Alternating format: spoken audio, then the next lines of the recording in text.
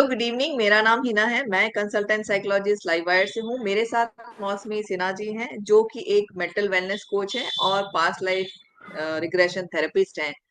आज मैं उनका वेलकम करती हूँ। आज हम एक ऐसे टॉपिक पे डिस्कस करेंगे जो बहुत ही ज्यादा कॉमन है लेकिन कोई डिस्कस करना नहीं चाहता है।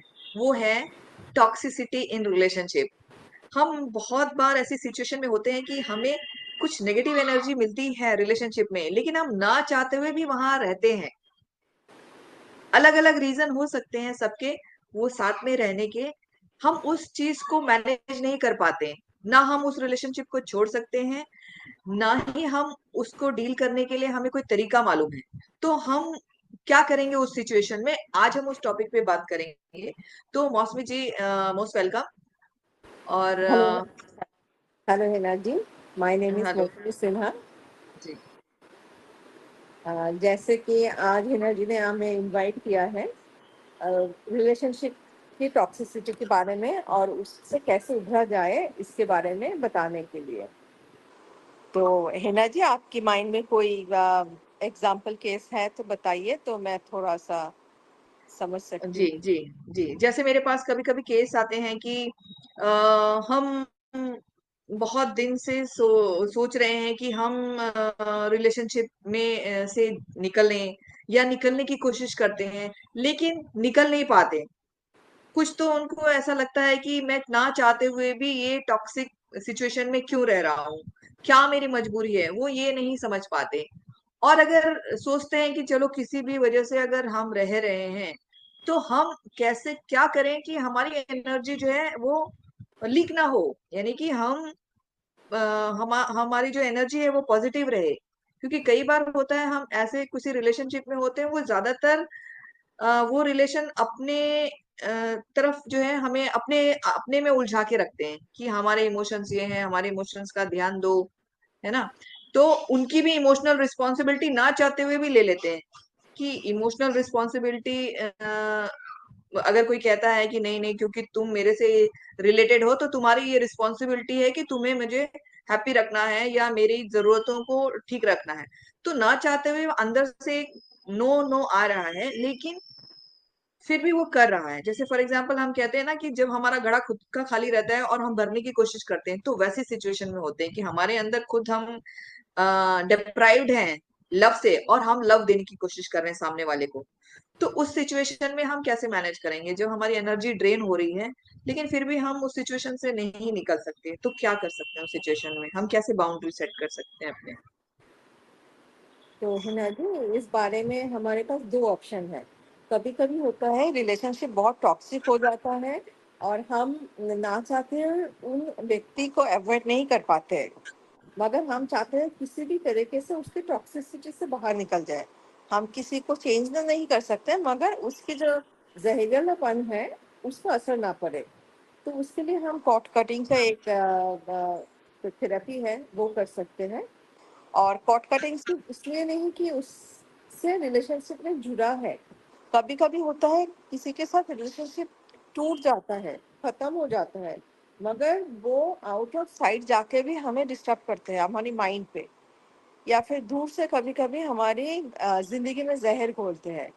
तो वहाँ पे कॉट कटिंग बहुत इफेक्टिव है। और दूसरा सिचुएशन जो है, अगर मान लीजिए कोई रिलेशन हस्बैंड वाइफ का हो, या फिर पेरेंट्स के साथ हो, या फिर कोई फैमिली मेंबर या क्लोज किसी के साथ ऐसा रिश्ता है जो थोड़ा सा टॉक्सिक हो गया है, मगर वो व्यक्ति को हम जीवन से जाने नहीं दे सकते। तो ऐसे केस में आप हो सके तो उसके साथ कॉट रीओरिएंटेशन कर सकते हैं। तो पहले मैं थॉट क्या है थोड़ा बता देती हूँ। हर किसी के साथ जो भी हमारा क्लोज वन होता है उसके सबके साथ हमारा एक एनर्जी कॉर्ड रहता है, और वो एनर्जी कॉर्ड जुड़ा रहता है नर्वल एरिया से। सपोज आपके साथ मैं अभी वार्तालाप कर रही हूँ, आपके साथ जो एनर्जी कॉर्ड है मेरे नेवल एरिया से लेकर आपके नेवल एरिया पर। हालांकि आप दूसरे शहर में हैं, मैं दूसरे शहर में हूँ, मगर हमारा जो कनेक्शन हमेशा नेवल एरिया से होता है। और वो इनविजिबल होता है, दिखाई तो नहीं देता है, मगर बहुत इफेक्टिव होता है। अगर मैं चाहती हूँ आपके साथ रिश्ता टूट जाए या फिर आपकी कोई भी ऑरा या एनर्जी मुझे डिस्टर्ब ना करे, तो नेवल एरिया से वो कॉर्ड कटिंग का जो प्रोसीजर होता है, वो कॉर्ड कटिंग करके हम एनर्जी कॉर्ड को डिस्ट्रॉय कर सकते हैं। तो फिर क्या होगा, आपका एनर्जी मेरे ऑरा पे आके डिस्टर्बेंस नहीं करेगा फर्दर।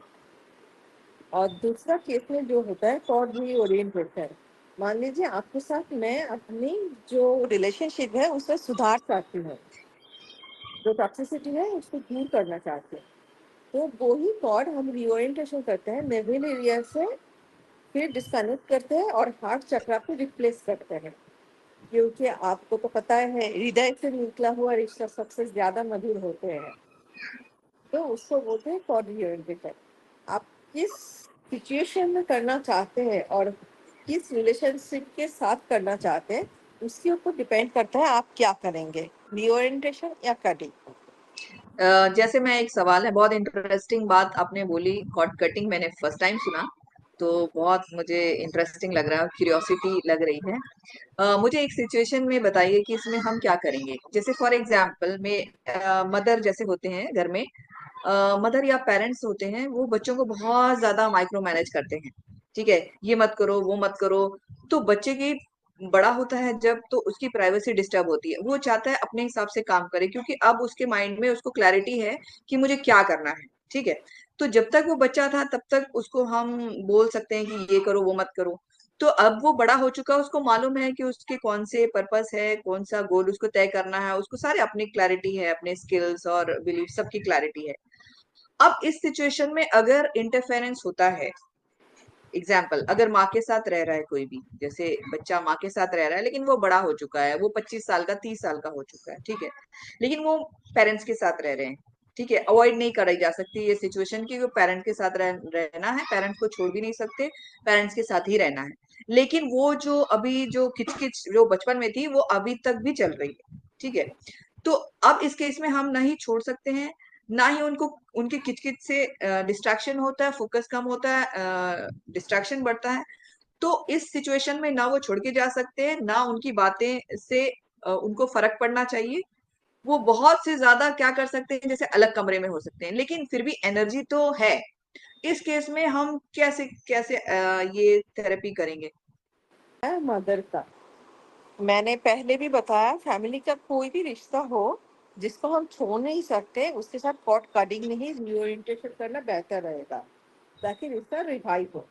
मगर मान लीजिए फिर भी उसके साथ इतना टॉक्सिक हो चुका है रिलेशनशिप कि हमें उसके साथ नहीं रहना, नहीं निभाना, फैमिली में ही है, तो फिर उसके साथ कॉर्ड कटिंग कर सकते हैं, मगर मदर और चिल्ड्रन के साथ नहीं। आप कहीं कभी होता है पेरेंट्स के साथ बहुत ज्यादा टॉक्सिसिटी होता है, आप फादर के साथ भी कॉर्ड कटिंग कर सकते हैं, मगर मदर के साथ अगर कॉर्ड रिओरिएंटेशन करके रिश्ते को नहीं सुधारना चाहते तो वहीं पे रहने दीजिए, मगर कॉर्ड कटिंग कभी नहीं कर सकते, क्योंकि मदर और चिल्ड्रन का रिश्ता ऐसा एक रिश्ता होता है जो जिंदगी के साथ चलता है। जितने दिन आप जिंदा रहोगे, मदर जिंदा रहेगा या चाइल्ड जिंदा रहेगा, तब तक वो कॉर्ड रहेगा एनर्जी का, वो किसी भी हालत में आप तोड़ नहीं सकते। हाँ, अगर फादर टॉक्सिक हो जाए फादर के साथ तोड़ सकते हैं। और तो अगर आप कह रहे हो कि मदर और चाइल्ड ये दोनों के बीच में कॉर्ड कटिंग नहीं हो सकती, कभी नहीं बाकी हो कोई भी सकता। रिलेशनशिप में हम कॉर्ड कटिंग कर सकते हैं मदर चाइल्ड को छोड़ के। तो ऐसी ओके। सिचुएशन में अगर मदर चाइल्ड का रिलेशनशिप टॉक्सिक है, तो क्या मतलब, जैसे बहुत ज्यादा माइक्रो मैनेजमेंट है, इंटरफेरेंस है, टॉक्सिसिटी है, मदर बहुत अगर टॉक्सिक है समझ लो, तो अगर क्या कर सकते चिल्ड्रन चाहे कि मदर के साथ रिश्ता सुधर आए, रिश्तों में सुधर आए, थोड़ा सा बेहतरपन आए, तो कॉर्ड रीओरिएंटेशन कर सकते हैं। अगर उसको लगे कि नहीं मुझे रिश्तों में कोई सुधार नहीं चाहिए, मैं दूर जाना चाहती हूँ मदर से, तो वो ऐसे ही दूर चला जाए, मगर कॉर्ड कटिंग तो नहीं होगा, हाँ, क्योंकि मतलब ये स्पेस चेंज कर सकता है, लेकिन अगर स्पेस चेंज के चांसेस ना हो तो रीओरिएंटेशन कर सकता है, ये आप कह रहे हैं। हाँ सो एकदम। क्या होता है इस प्रोसेस में, थोड़ा सा ब्रीफली आप बताइए। एक्चुअली एनर्जी कॉर्ड इनविजिबल होता है, वो दिखाई नहीं देता, मगर जब आप थोड़ा सा हिप्नोसिस के थ्रू या मेडिटेशन के थ्रू अपनी बॉडी को काम करेंगे, अपने माइंड को थोड़ा सा काम करेंगे, फिर आपको वो एनर्जी कॉर्ड विजुअलाइज करना होगा, सोचना होगा कि ऐसा एनर्जी कॉर्ड मेरा है। थेरेपिस्ट आपको गाइड करेगा या फिर आपका हीलर आपको गाइड करेगा, कि ये जो एनर्जी कॉर्ड है यहाँ से लेके यहाँ तक है, इसको कैसे तोड़ना है और उसके बाद इसको कैसे डिस्ट्रॉय करना है, उसका एक पूरा प्रोसीजर होता है। आप ऐसे ही कॉर्ड कटिंग करके छोड़ नहीं सकते, अगर छोड़ेंगे तो वो दोबारा आपको डिस्टर्ब करेगा। तो उस कॉर्ड को आपको डिस्ट्रॉय करना होता है, उसका भी एक फुल प्रोसीजर है। और जहाँ से आप कॉर्ड, जैसे हमारे बॉडी से अगर कुछ जगह कट जाएगा तो खून निकलेगा, एनर्जी कॉर्ड भी वैसा ही है। अगर उसको निकाल देंगे, खून तो नहीं निकलेगा मगर वहां से वो एरिया में एक गैप आएगा जिससे आपका एनर्जी ड्रेन होता रहेगा। उस एरिया को हील करना जरूरी है। तो वो भी आपका हीलर या थेरेपिस्ट जो भी होगा पूरा गाइड करेगा। उसका फुल प्रोसीजर किधर लेना, आधा अधूरे में छोड़ देना और भी ज्यादा डेंजरस है। तो अगर किसी को कॉर्ड कटिंग करवाना हो, जैसे फॉर एग्जांपल, तो क्या करना चाहिए? क्या उसकी रिक्वायरमेंट है?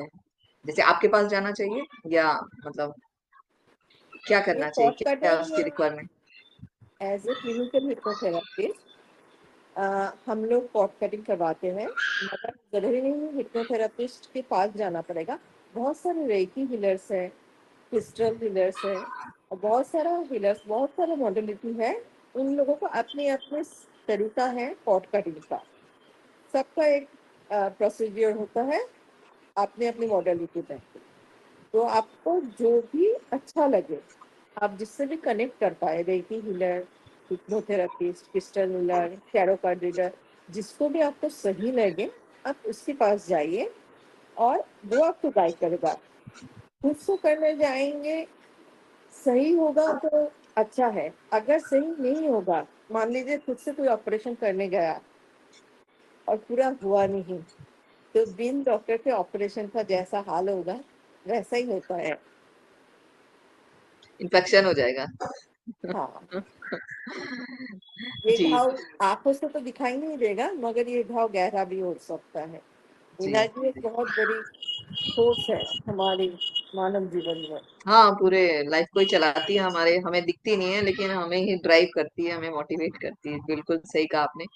और एक और क्वेश्चन है मेरा, मतलब जैसे एक बार कर दिया तो वो काफी है कि बार बार भी करना पड़ सकता है? जैसे फॉर एग्जांपल एक इशू के लिए हमने किया, तो वो कितने सेशंस लगते हैं, या फिर एक सेशन में हो जाए? कॉर्ड कटिंग एक ही सेशन में होता है, मगर आफ्टर कॉर्ड कटिंग कुछ तैयार रहता है। मगर मान लीजिए टॉक्सिसिटी बहुत गहरा है और कुछ इंसान है जिससे आप सिर्फ कॉर्ड कटिंग नहीं, उससे कुछ मनवाना चाहते हैं। फॉर एग्जाम्पल, मेरे पास एक क्लाइंट आया था जो डिवोर्स लेना चाहता था, मगर हस्बैंड उसको कभी डिवोर्स नहीं देना चाहते थे, उसको बिना डिवोर्स दिए सताना चाहते थे। तो इन केसों में क्या होता है, कॉर्ड कटिंग के साथ कुछ प्रेयर भी होता है, वो प्रेयर करना पड़ता है 21 डेज तक। तो फिर अगले वाले के दिल में जो भी मलाल है वो धीरे धीरे कम होता जाता है। मगर जी। कॉर्ड कटिंग एक सेशन में हो जाता है। अच्छा, कॉर्ड कटिंग मतलब ये वन टाइम प्रोसेस है अगर ज्यादा टॉक्सिस ना हो। अच्छा, अगर कोई अगर कॉर्ड कटिंग नहीं करवा रहा है फॉर एग्जांपल, तो कोई ऐसा सिंपल सा टिप आप देंगे जो टॉक्सिसिटी हैंडल करने के लिए, जैसे रोज हम अपने लाइफ में जो रिलेशनशिप में या कहीं पे भी टॉक्सिसिटी होती है, तो एक सिंपल टिप जो हम कभी भी कर सकते हैं वो अगर आप। आपके सामने कोई आ जाए, आप जिसका टॉक्सिक या फिर नेगेटिव एनर्जी लेना नहीं चाहते, सपोज आपके ऑफिस का बॉस, आपको हम्म, लगता है कि बहुत ज़्यादा टॉक्सिक है, जब भी आते हैं तो मेरा पॉजिटिव एनर्जी बिगड़ के नेगेटिव वाला इमोशन देके जाता है, मैं कितना भी एनर्जेटिक रहूं वो मुझे डिस्करेज कर जाता है हमेशा। या फिर ऐसा कोई रिलेटिव जब भी आता है घर में आके चाय पी के कलेश बोल के जाता है, ऐसा होता है ना, सबके घर में ऐसे ऐसा तो रिलेटिव होता है। ज्यादातर रिलेटिव्स होते हैं, हाँ, हाँ। ऐसे कोई भी इंसान से अगर आप दूर रहना चाहते हैं तो सिंपल सी बात है, जब उससे बात करेंगे तो अपने दोनों हाथों को ऐसे बैंड करके रखिएगा और माइंड में कहिएगा मैं अपनी एनर्जी को लॉक कर रही हूँ। सिंपल सा टेक्निक है, मगर ऐसे आप जैसे ही दोनों हाथों को ब्लॉक कर लेंगे आपका एनर्जी ब्लॉक हो जाएगा, उसका टॉक्सिसिटी आपकी एनर्जी के अंदर घुस नहीं पाएगा। जी, बिल्कुल, ये तो बहुत ही सिंपल और आसान और बहुत ही इजी टिप है। तो कभी भी अगर कोई लगे कि ये बंदा टॉक्सिक है मेरे लिए या मेरी एनर्जी मतलब लेके जाता है, तो जरूर आप ये वाला करिए। हाँ, और कभी भी थैंक यू। लगे कि बगल वाले पड़ोसन रोज आते हैं और मेरी मम्मी के मुंह में जहर घुल के जाते हैं, मुझे भी तो याद है जब मेरी मम्मी के जाती थी कहीं तो कुछ ना कुछ लेके आती थी वहां से एनर्जी, फिर हम लोगों को शुरू हो जाती थी कि तुम लोगों की शादी नहीं हो रही, तुम लोग का ये नहीं हो रहा। हाँ बिल्कुल, सॉरी आप कुछ कह रहे थे। हाँ वही, जैसे भी लगे आपको कि कोई पड़ोसन आया है, आपकी मम्मी के मन में ऐसे ज़हर घोल के जा रहा है या कुछ रिलेटिव आके ऐसे कर रहा है, तो आप हाथ को ब्लॉक कर लीजिएगा, आपकी एनर्जी लॉक हो जाएगा और उनको पता भी नहीं चलेगा। उसको पता चले बिना आप अपनी एनर्जी को लॉक कर लीजिए। अब मेरा कोई भी रिश्तेदार आएगा मैं ऐसे बैठ जाऊंगी। हर रिश्तेदार टॉक्सिक नहीं होता है, मगर जो टॉक्सिक होता है उसके लिए आप हाँ ज़रूर ये ट्राई कीजिए। बिल्कुल बिल्कुल बिल्कुल, थैंक यू सो मच मौसमी जी। ये बहुत ही इंफॉर्मेटिव था, बहुत सिंपल टिप थी, बहुत आसान था।